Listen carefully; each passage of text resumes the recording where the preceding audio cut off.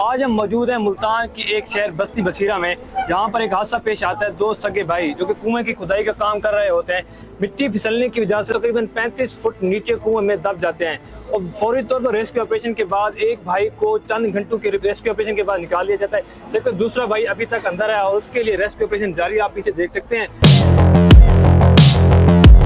Sir जी, अब बताएं कि ये वाक़या कब पेश आता है और आपको इसकी कब इत्तला मिलती है और आपने अभी तक क्या प्रोसीडिंग की और क्या मतलब कि ऑपरेशन हो चुका है कितना? जी, आज सुबह 7:36 पर रेस्क्यू वल्नरेबल 2 को एक कॉल मौसूल होती है जिसमें बताया जाता है कि दो भाई जो कुएं के अंदर खुदाई का काम कर रहे थे, उनके ऊपर जो है वो कुआं की मिट्टी गिर गई और उसके नीचे दब गए। तो रेस्क्यू वल्नरेबल 2 फौरन अपने रिसोर्सेज के साथ रिस्पॉन्ड करती है इंसिडेंट साइट के ऊपर और अपनी रेस्क्यू टेक्निक्स का इस्तेमाल करते हुए जो एक उनमें से मजदूर है जिसकी उम्र तकरीबन 17 साल के करीब है, तो उसको तकरीबन 1 घंटे के रेस्क्यू ऑपरेशन के बाद जिंदा वहाँ से निकाल लिया जाता है और उसे फर्स्ट एड मुहैया की जाती है। जबकि जो दूसरा विक्टिम जिसकी उम्र तकरीबन 35 साल के करीब बताई जाती है, वो इस 35 फीट गहरे कुएं में अभी तक दबा हुआ है और इसके लिए रेस्क्यू ऑपरेशन कंटिन्यू है।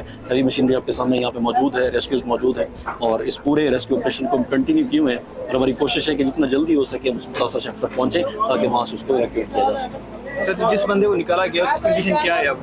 जी बिल्कुल, वो स्टेबल अल्हम्दुलिल्लाह और उसको फर्स्ट एड मुहैया की गई है। हल्की फुल्की खराशी उसको थी तो फर्स्ट एड के साथ इब्तदाई तरीन इमदाद के साथ नॉर्मल हो गया और उसको लवाई टीम के हवाले कर दिया गया है। लेकिन जब जो दूसरा उसका सगा भाई है जिसकी उम्र तकरीबन 35 साल के करीब है, वो भी इस मलबे के नीचे मौजूद है जिसको वहाँ से निकालने के लिए रेस्क्यू ऑपरेशन कर रहे हैं। सर जी, इतनी गर्मी है यहाँ पे, हम तो ग्राउंड पे खड़े हैं, इतनी गर्मी है, उसके साथ जो बंदा 35 फुट नीचे दबा हुआ है उसकी क्या हालत होगी? तो आपको क्या लगता है कि वो आप उसको जिंदा निकाल लेंगे? जी बिल्कुल, हमारी कोशिश है कि हम जितना जल्दी हो सके जल्दी से जल्दी उस मुतासरा शख्स तक अप्रोच बनाएं, रसाई बनाएं मुमकिन, ताकि उसको वहाँ से निकाला जा सके और उसको मुंतकिल किया जा सके अगर उसकी कंडीशन इस तरह से है। तो हमारा रेस्क्यू ऑपरेशन जो है वो कंटिन्यू है और हमारी कोशिश यही है कि हम जल्दी से जल्दी उस शख्स तक मुतासरा शख्स तक जो अपनी अप्रोच है उसको बनाएं और वहाँ से उसको जल्दी। इस तरह के वाक़यात होते हैं, आप उन कभी पहले भी ऐसा वाक़या हुआ है? जी बिल्कुल, हमें रेगुलर इस तरह की इमरजेंसी रिपोर्ट होती रहती है जिसको हम रिस्पॉन्ड करते रहते हैं। तो आपके तवज्जो से आपके प्लेटफॉर्म से जो शहरियों में देख रहे हैं उनसे भी इल्तमास है कि इस तरह की प्रैक्टिसेस को ख़त्म करें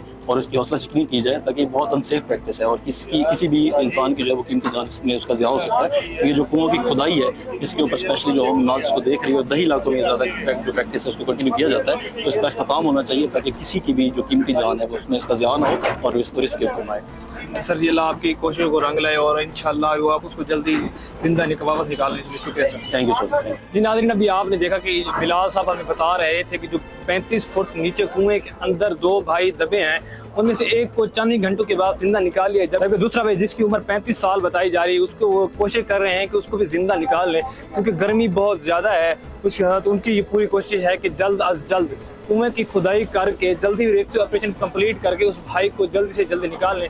इंशाल्लाह देखते हैं कि क्या होता है। उम्मीद यही है कि उस भाई को भी जल्द अज जल्द कुएं से निकाल लिया जाएगा और जिंदा निकाल लिया जाएगा। इसी के साथ अपने मेज़बान जान अमान को दीजिए इजाज़त। अल्लाह ने के बाद।